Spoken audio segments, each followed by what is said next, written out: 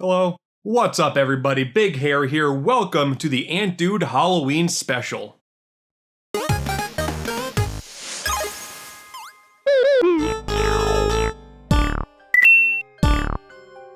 Dude, this is why I don't normally do holiday videos. Like, I was near the end of this video and I can tell it wasn't going to be ready for Halloween Day, and now it's November, so that's cool, but here we are anyway. Look, I get it. You see me as the big Kirby content creator and think to yourself, I wouldn't have the stomach to deal with horror games, right? Well, first off, incorrect. Kirby has plenty of horror throughout multiple games, and it's a lot better because of it. But also, no, I actually do really enjoy a good horror video game from time to time. You got these novel solo games like Sweet Home, Dementium, The Ward, hell, even Zombie U. You know, it's fine. But then of course the major franchises like Resident Evil, Silent Hill, Luigi's Mansion, there's so much quality stuff there. But like most other things in the gaming industry, the big AAA scene has some cool stuff, for sure, but God, I love indie horror games so much. So we got another indie game spotlight today, but I want to go just beyond basic horror games, you know? I want to talk about a bunch of games that just feel appropriate for this time of year, even if they don't contain a bunch of jump scares. That's kind of passé in my opinion. All of the games today are split up into 3 different categories. We got spooky vibes, which are really not scary at all, but thematically it feels pretty appropriate. We got horror games, which are fun games meant to properly scare you. And also I went with creepy games, which have unsettling atmospheres, but really just prioritize the fun mechanics above all else. I really think these categories may not mean much of anything by the end of the video, but in the process of planning this video out, it made sense to me. But I just wanted to talk about these games anyway. But first, it's sponsor ad read time. Nothing is scarier than realizing you're paying for some subscription service when you meant to eliminate it from your budget a long time ago. Everything is expensive nowadays, that really sucks, and maybe you only wanted to subscribe to HBO Max for the current season of Smiling Friends, and then back away from it, and you forgot to. They really want these ads to be personalized, and I just wanted to say that I just really like Smiling Friends, so that was on the back of my mind today. Well, today's sponsor, Rocket Money, is here to help. Here's the one-sentence sales pitch. Rocket Money is an easy-to-use app that helps you save more and budget your money better. Do you need help lowering your bills, setting some budgets, and something that I know a lot of us struggle with, canceling unwanted subscriptions? Well, connect your bank account and Rocket Money will identify every single subscription you're a part of in one single list, and it may be able to help you cancel the ones you no longer want to be a part of with just a few taps. And who knows, with the money that you save, you may want to funnel that back into the things you actually want, like some of the indie games we're going to talk about in today's video. You see, it all comes cycling back.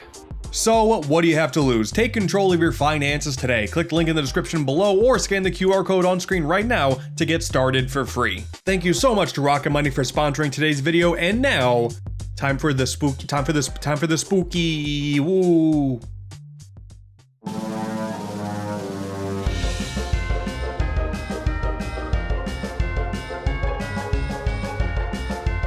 See, now this is what I'm talking about, Pumpkin Jack. You can tell just by looking at this game right now, this is not a scary game in the slightest. It's an action platformer, baby, one of my favorite genres under the sun. But it's Halloween themed enough, right? Like it's kind of dark outside and gloomy. You got a crow buddy who's helping you out. It's got spooky vibes. In Pumpkin Jack, you play as the titular Jack, the Pumpkin Lord, and you have been summoned by the Devil's Will to maintain the curse of the Eternal Night and stop the mighty wizard from saving the kingdom of Ark-en-Ciel. So you're kind of a bad guy in this one. That's kind of cool. And you go about your business in a standard linear 3D platformer typed fashion. You can run, you can jump, you got very basic puzzle solving going on. There's a bunch of combat arenas, and you are loaded up with so many weapons. Every single stage gives you a new tool to mess around with in your arsenal. You got a big scythe, you got a shovel, you got a shotgun. Sometimes you got just pure old magic. Look at that sassy grin on Jack's face. He's just a sassy little guy, and he's got the power to take his head off and shove it down pipes, so you can do a little bit of 3D platforming as like a little spider pumpkin guy. Cool, man. And for the exploration types out there, well, luckily there are some shiny trinkets all over the place for you, and you're gonna want to get those because then you can go to the shop and get some new outfits for your wardrobe. You can play as the Pumpkin Lord of your dreams. You can be like a little farmer man. See, if you saw this coming at you with a shotgun, you would be terrified, don't lie to me. And if you're really good at exploration, sometimes you can even take a break and do a little dance. Yeah, man. Why not? Obviously the vibes here are very PS2 era, you know, it's not scary at all, but almost hits that realm of like cozy spooky, you know, it's nostalgic, even though you may have not played this game before. Hell, people of culture will no doubt see the influence from the PS1 classic, Medieval. You just replace the skeleton with the pumpkin man, you make the combat a little more hard-hitting, and then boom. If they're never gonna do anything with the Medieval franchise again, at least Pumpkin Jack's got your back. There's even some minecart segments in this game. Pumpkin Jack is a good video game. But actually, on the topic of Medieval, a PS1 classic, there's a lot more influence we can get from the PS1 generation.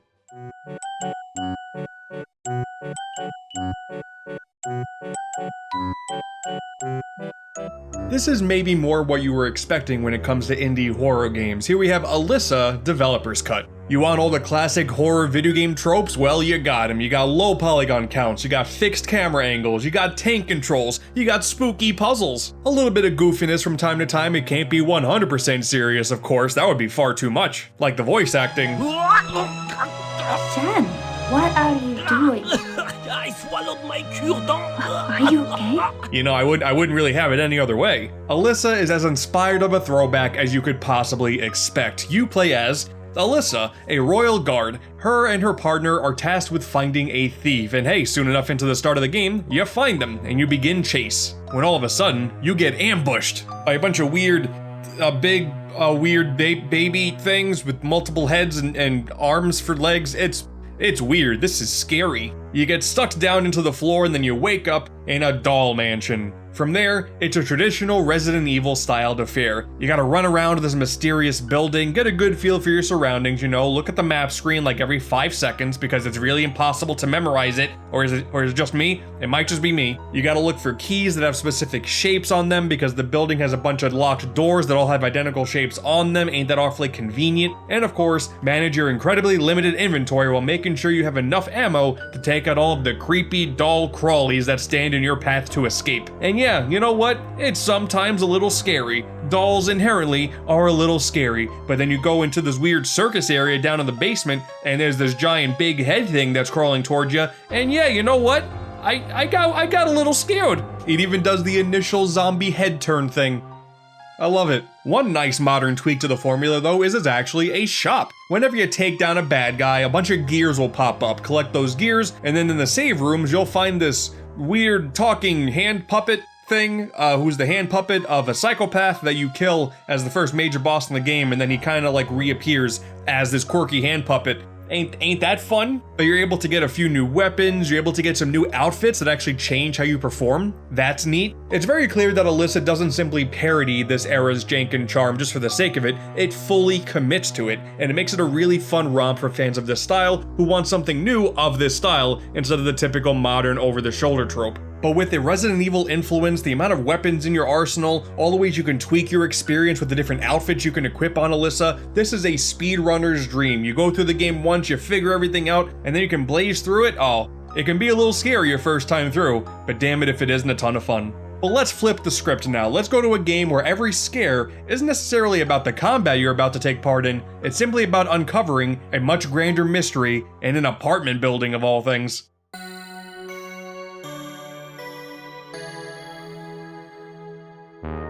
In the world of indie horror games, or indie games that are meant to evoke some kind of creepy, foreboding atmosphere, RPG Maker game Look Outside is one of the creepiest and most eerie experiences that have ever come out of this engine. And quite frankly, it's one of the greatest horror RPGs you could find. You play as random little guy Sam in the midst of a bizarre phenomenon. Just whatever you do, man, don't look outside. The game starts off and says, hey, look outside, and of course you're a good boy, you want to follow the rules, but I mean, we've all been there before, right, fellas? So, okay, don't look outside, got it. Whatever going on out there, you are now trapped in this 4-story apartment building, stuck with people who have either looked outside themselves, been with people who have looked outside, and other mysterious beings who claim to have some solutions to your million questions. And this phenomenon should pass in 15 days, so okay, what do you do in that time? And what's gonna happen afterwards, you know? You could spend all day and night simply playing video games and not leaving the house, but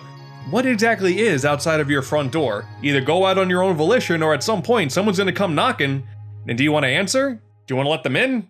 Oh god, I don't know, man, this is weird. Eventually, of course, you're gonna want to wander around the entire building. Either you're gonna get bored, or the creepy man in your wall is probably gonna do the convincing part for you. So it's up to you to see what's on your floor, to try and access the other floors of this building, and stumble into other apartments that are suddenly open now. Maybe you'll spend one day exploring as much as you possibly can, and then you get tired, go to bed, wake up, new doors are open now, and there's blood trails? That can't be good. There are bad guys crawling all over the place, and if you encounter one, well, yeah, now you gotta prepare to either fight or run. And man, there's already so much to appreciate just on this battle screen alone. Like for one, the sprite work is absolutely phenomenal. From the creepy minimalist sprites that you'll see in the overworld that really put your imagination into overdrive, to the really zoomed in sprites in the battle screen, and the detail that's on display here is remarkable. From the basic enemies all the way to the big bosses where the color palette is just exploding. It's beautiful and terrifying to look at all at the same time. There's also this interesting distance mechanic where you can see that in a room there may be multiple enemies, but if one gets to you,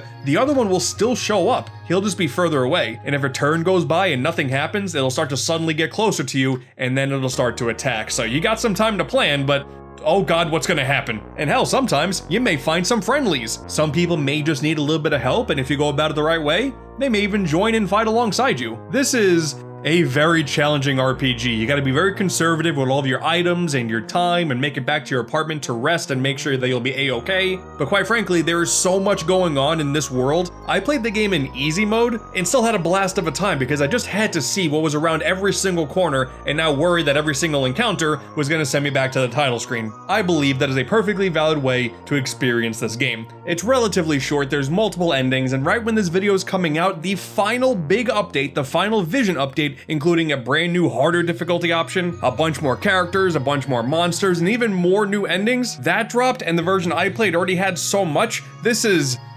fantastic. Look outside. What a gem of a game. By this point, I hope you understand the whole 3 category thing I was talking about earlier, and to further push that idea, I want to talk about a couple other indie games in these little in-between portions, like this little indie game I found called Eversion. It may look like a cutesy little 2D pixelated platformer, but oh my god. Oh my god.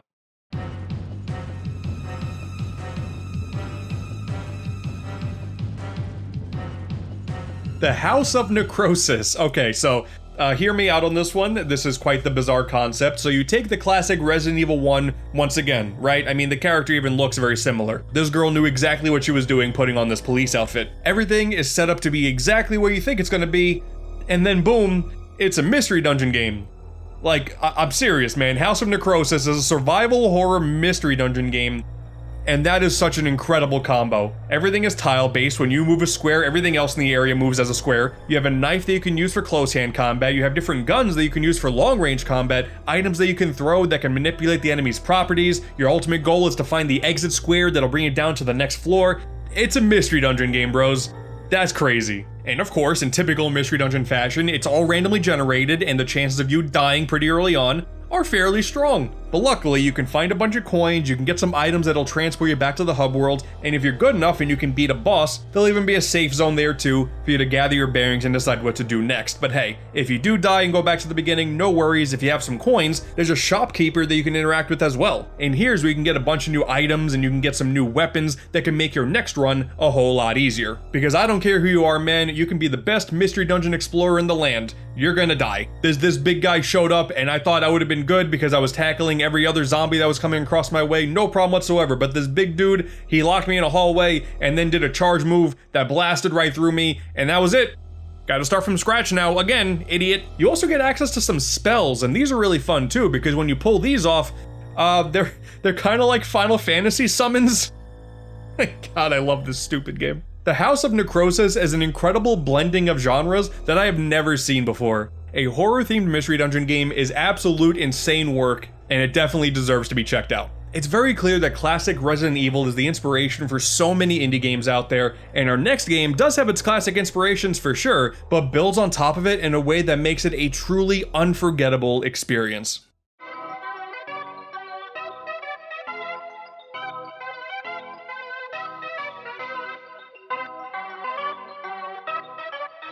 The name is Mara Forest.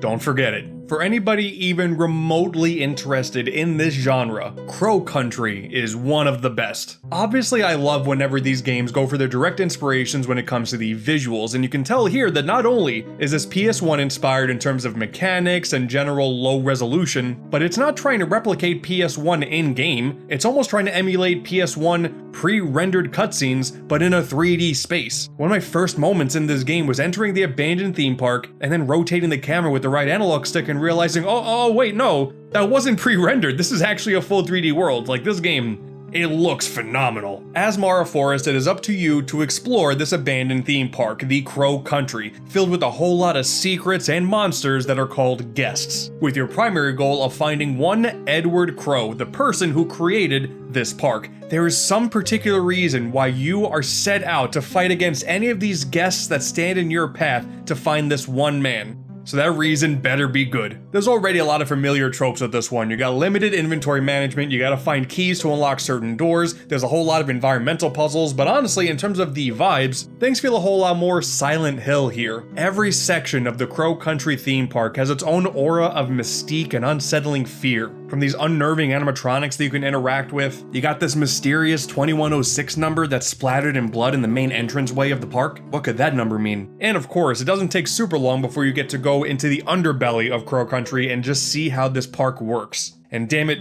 it's all genius. The monster designs are incredible. These guests always leave such a strong impression and keep you on your toes with all the tools in your arsenal because you never know when you might need them. You got a bunch of typical fodder like these bipedal ones that you could waste your ammo on if you really want to. These weird creepy crawly ones that move all fast and oh, I hate them so much. And of course, you make the wrong turn, a big one shows up, you're panicking, you have some grenades on you. Do you want to use them? Do you want to use your bullets? Oh god, I just want to read the note to get to the next part of the story. Please leave me alone. The scary nature of this world is so strong that even in the game's easy mode that completely gets rid of all of the enemies, turning this into just a simple 3D puzzle game, it's still so effective because the world design is that well done. One of the earliest hallways in the game typically has monsters that you're forced to deal with, but if you go into easy mode, those guests are still there, but they're already taken out. Is that simply just a game design decision, or is there someone else exclusive to easy mode that made this path before you? Something to think about. The story is simply incredible. The plot points that are sprinkled in are done so brilliantly. The extra characters that you run into add a great level of tension because wow, it's not just the guests that are drawn here. A bunch of other random characters are being drawn to Crow Country for a similar reason. They want to find out about Edward Crow. Why is that? The revelations that you come across by the end of this adventure are some of the best written I've ever seen, certainly in this genre. And the scariest part of all of this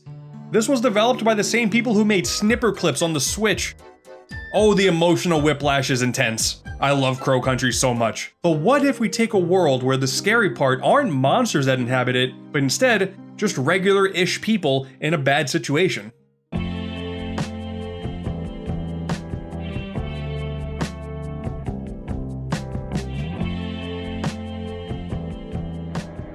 Imagine this, okay? We have another RPG Maker game to talk about. Lisa the Painful RPG introduces you to a post-apocalyptic world completely devoid of women.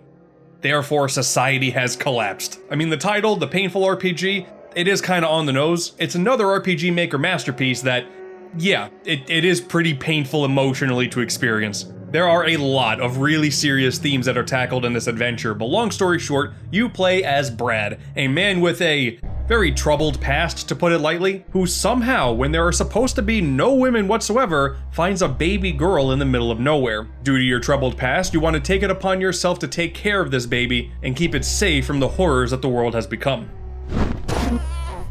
Okay, starting now. At some point though, word gets out about a girl being found in this apocalypse, and it doesn't take long for her to be kidnapped. So now it is up to you to explore the wastelands to find your adoptive daughter, who you've named Buddy. It is certainly a very dire theme, but the world is a very interesting take on what would happen if the world was just exclusively men. For example, the currency system in this game, just special magazines, you know.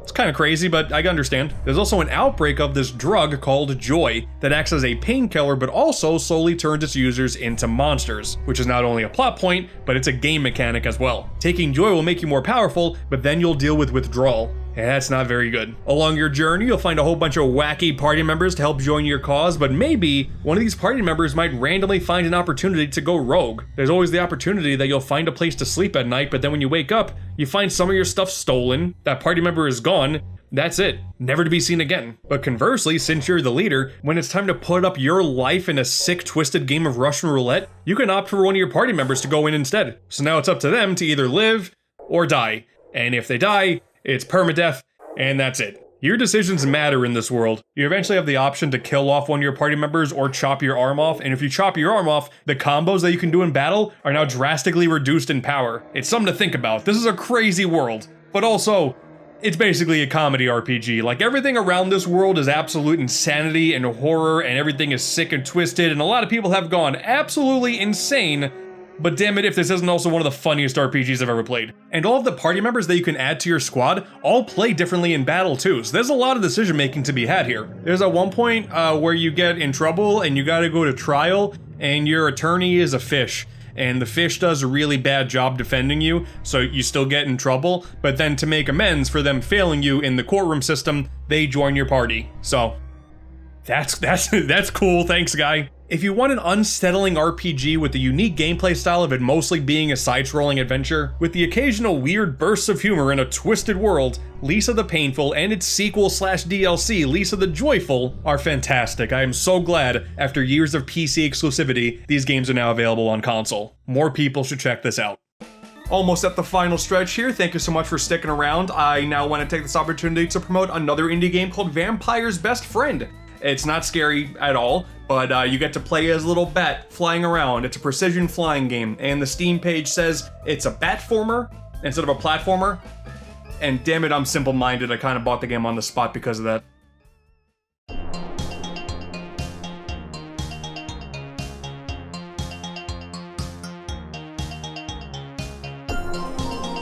Hell yeah, man, I managed to squeeze in a quality, low-poly 3D platformer in this video. Long-time viewers of mine should not be surprised. Corn Kids 64. So much of what we've gone over in this video, and many indie games beyond that, take their primary inspiration from the PlayStation 1. So to see a game of this style that is very clearly Nintendo 64 is beautiful and so refreshing. This is also one of those awesome indie games where there's a bunch of visual effects that you can lay on top of the screen to lower the resolution even more, give some CRT filter effects, and god, it's so damn impressive. I love this. But see, look around a little bit. It's got like a darker color palette. It's kind of a pleasant, nightmarish world. You know, almost has a childhood nostalgia, but something's a bit off kind of look. It's got no scares, I mean, whatsoever, but it's just the perfect platformer for this early season. You play as this little goat thing, you're stuck in this dream world, and you want your nachos. That's it. You know, the whole corn kid thing, it took me forever to realize, like, why corn? Like, I don't fully understand the corn powers, but then I guess it's the nachos, because, you know, like, corn tortillas.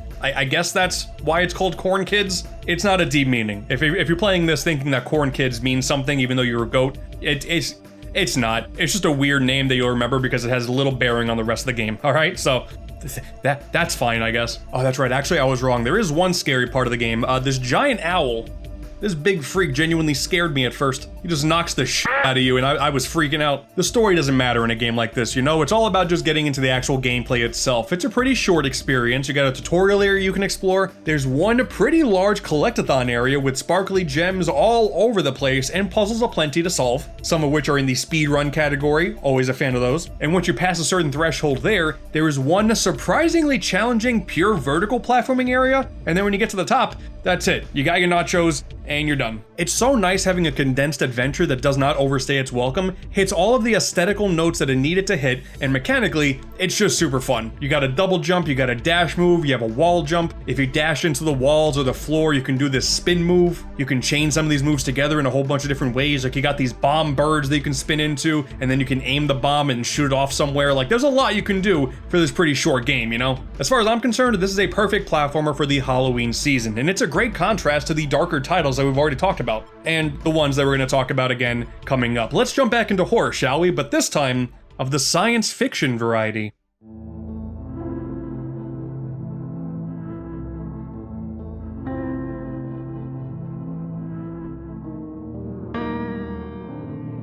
In a world of so many horror indie games that are inspired by a bunch of classics that all have some similar scary ideas, it's so refreshing to see a game like Signalis follow an identical formula, but wrap it up in a sci-fi setting instead. Replacing the type of human the main character is, replacing the color palette with something that's way more metallic. It does so much to take a game that has so many ideas that we've seen before and give it its own identity. You play as Elster, an android known as a replica, and you awake alone on a mysterious ship and set off to find your missing partner. And the story that takes place afterwards is pretty tragic, but hey, the game can be kind of fun too. Structurally, it's pretty straightforward. You explore each floor of the ship, you find the 1 or 2 doors that happen to be unlocked, you solve more and more mentally challenging puzzles as you go on in order to get items that you need to unlock more keys, so on and so forth until you eventually travel down deeper and deeper into this facility to get your answers. So much of this stuff we've seen already before, it just comes down to whether or not it's really well done, and yeah, it's really well done. Once again, I'm a sucker for low resolution, low polygon styled games, and the visual effects that they have on top of this with the CRT filter that is so intense for this game specifically, oh, it adds such a really cool look. It's like I'm watching the game through a creepy videotape recording. On the normal difficulty, things are a little more stressful than I'm used to. Inventory management is way more important than its contemporaries. You only have a couple of slots in your pocket, so if you don't plan properly ahead, there is a whole lot of backtracking to your storage chest, which can be a bit annoying, but there's a level of stress in planning your routes with the map to avoid any creepy robot creatures and not waste any ammo you don't need to that I still do enjoy. If anything, it's the aiming part that's actually kind of annoying. Like control-wise, it's all fine.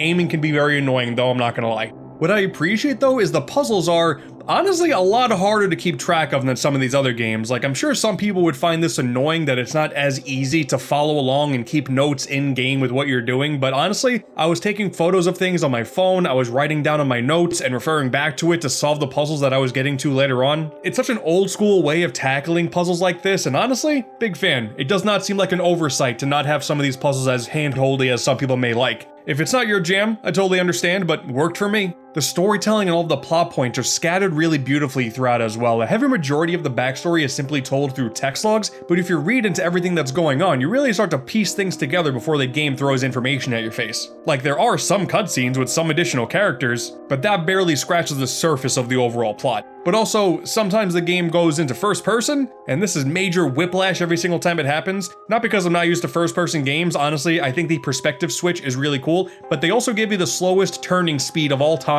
This is by no means a perfect experience compared to some of the other games we've talked about in today's video, but I was able to see past any annoyances I had with its incredibly strong style. It was beautiful to look at, it was the right amount of stressful to go through these hallways, and especially in the second half of the game, where even more annoyances decide to pop up with the combat, I still had a damn good time. Not the most pleasant game in the world, there are multiple endings, but even still, it could all be pretty tragic, and if that sounds good to you, give Signalis a shot. So many of these games clearly thrive on their subtlety when it comes to the storytelling and the world building to truly immerse you in these spooky and scary locales. But now let's end things with pure chaos.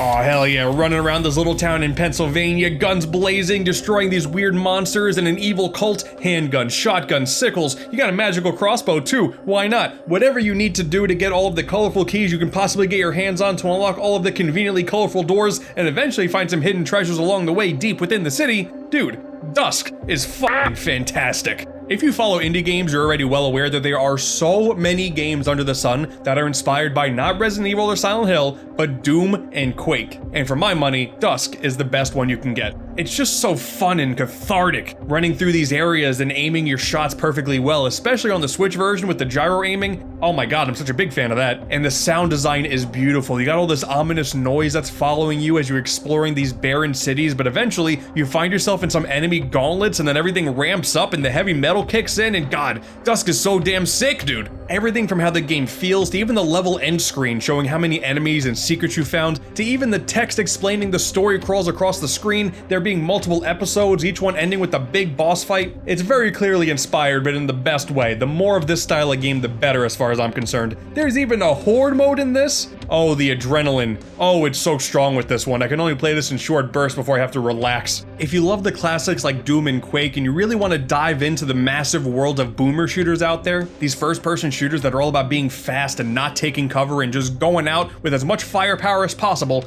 Dusk is the perfect game for you. But what if you already played Dusk and you want something different? May I suggest Dusk 82? You know, it's the same story as Dusk. It's like, what if Dusk were a 1980s computer block-based puzzle game instead? It's the same characters, it's the same general plot, the same cultish apocalypse that you're fighting through, just a completely different tone. It's a puzzle game now. You're still getting keys, you're still shooting big old oil barrels, you got some enemies that roam around, some that chase after you. It's Dusk, all right, but it's the same but different. Shout outs to the team over at New Blood, man. You all know how to make some damn video games. And lastly, shout out to this game called Grooveyard. It's basically like an auto runner game. This little skeleton moves about at a set way and you gotta set blocks to make sure the skeleton gets to the destination it needs to be at. It's really cute. It's just a little puzzle game. The scariest part about it is just how poor my puzzle solving skills are getting as I age. So, that sucks. And there you have it, 10 plus indie games that are spooky that you can play this Halloween season. Or realistically, any time of year. That's the beautiful thing about video games, you know, you can play them all year round. Technology's amazing. Wish list and add all of these indie games to your backlog. Sound off in the comments below for any indie games I missed that you want to talk about as well. If you're upset that this video came out in November after Halloween, then just put it in your watch later playlist and get back to me in a calendar year. Bruh, I don't know. I didn't really think about the end of this video, so bye.